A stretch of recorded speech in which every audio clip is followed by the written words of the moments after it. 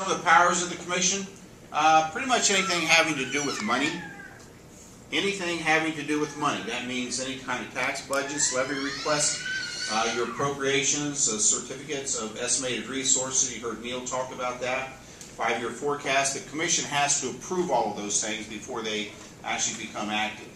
They can also make recommendations and implement cost reductions and revenue increases to make sure that the budget is balanced. They can direct the Board of Education, for example, to place a ballot on the levy. Place a levy on the ballot. Place a levy issue on the ballot. I always get those mixed up. So they can direct the Board of Education to do certain things like that.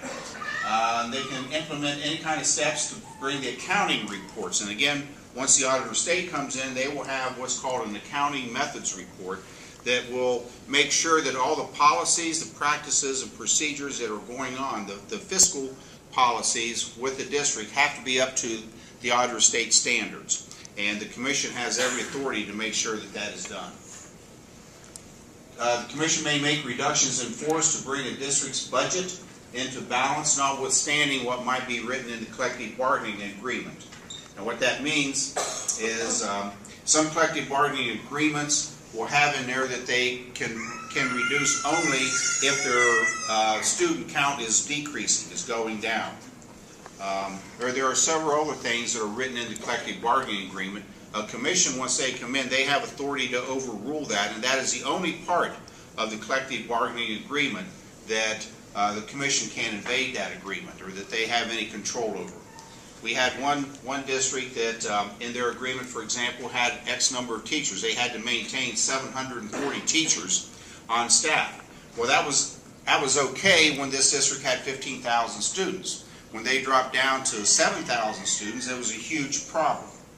They ended up having to go into emergency. The commission had the authority in this case to make that reduction in force, whereas the Board of Education was going to try to negotiate it, and they weren't having very much success with that. Okay, now when making those reductions in force, the commission must first consider reductions among administrative and non-teaching employees. And that is an important part there. The non-teaching employees are usually the first to go. The commission also has the authority of removing the superintendent or treasurer for failing to comply with the commission's orders. Has that ever happened in Ohio? No, it has not. Have we been close? Yes. We have had discussions over that with the Attorney General's office. Now, the next part of it is the financial recovery plan. It will pretty much detail all the actions that the district needs to take to restore the fiscal integrity of the district. It will talk about the different levels of finance and management control by stating the commission will approve any purchase order in the district of over $5,000. The commission will approve any personnel decision that the Board of Education makes. And because personnel is usually one of their largest expenditures that they make, the commission has authority to approve that. How would that look like? Well, if you have a high school English teacher, for example, that may retire, may move to another district, the district needs to have that English position because your English is one of those credits that is mandatory for high school graduation. So the district would go through their general procedures. They would interview people. They would find out who's interested, interview those people.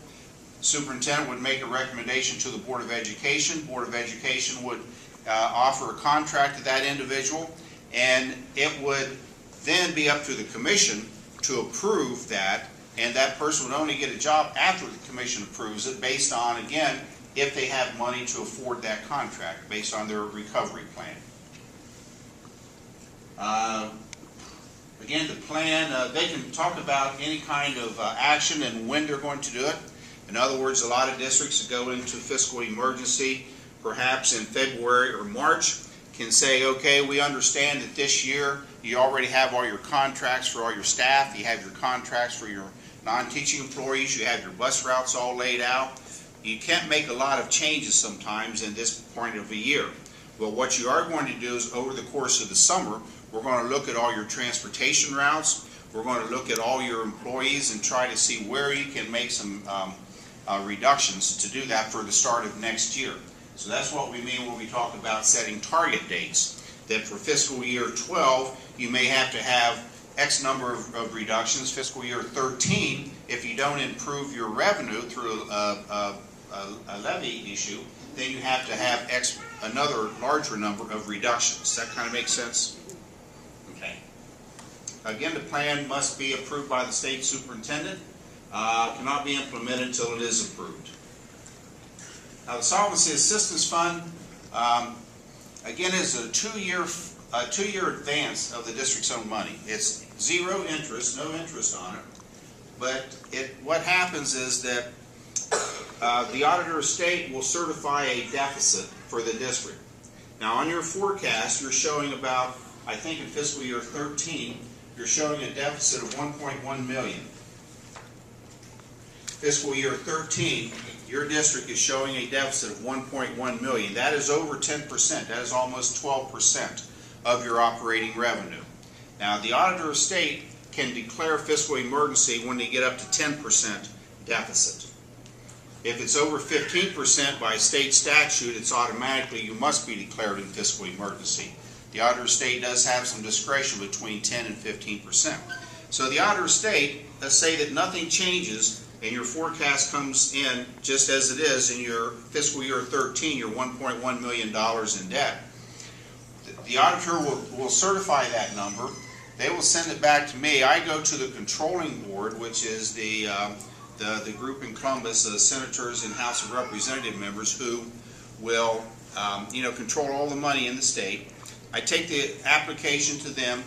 We receive the $1.1 million that your district is in deficit so that the district can meet all of its financial obligations. In other words, if you're a staff member for East Knox, you probably expect to get paid that whole year that you've done your work. Okay, so we get the money so that the district can meet those obligations. Now, for the next 2 years, that money will be withheld from the state's foundation. As Neil said, that's a restricted amount of money, line 103 on the forecast. So that would be about 1.1 million. Half of that is $550,000 each of the next 2 years, less money that the district is going to receive. So if you're $1.1 million in debt and you're going to receive $550,000 less money for each of the next 2 years, the commission will direct the Board of Education to make reductions in the amount of, add those together, you get about 1.65 million. Okay, 1,650,000. So that's kind of how those numbers all work out. That's how the commission works and kind of directs the district or the Board of Ed to do certain things. Now, I want to spend just a minute and give you a little bit of an idea. Neil kind of hinted at it, what is really going on in the state of Ohio. These next 3 maps we're on here have come from the forecast. And again, they come from the forecast. So anytime you see red over here, you're going to see a red sign up here on the map. But this is for fiscal year 11. This is the current year right now. And we still had, going into this year, we had about 10 districts that were showing a deficit this current year. Now, we've been working with them. Several of those have already been placed into fiscal caution, and some are on their way. But this was at the end of this current year. Next year, fiscal year 12, as you see, it gets a little bit redder, uglier, whatever word you want to use. Fiscal year 13, it's just downright bad. And you are one of those districts on there in red for fiscal year 13. Now, that's a little bit alarming, but keep in mind that right now, again, we send the letters out notifying all the districts are having this and requiring them to work on it. Most districts are working on this as we speak as far as trying to get those deficits down. Now, just as a point of reference, last May when the forecast came in, I did these same maps. We had, I want to say, about 212 districts showing deficit for fiscal year 12. This year in October when they came in, they was down to 102. So over the course of a year, from one year to the next, districts make their some of their reductions and put a plan into place, and that's what happens, and that's very typical.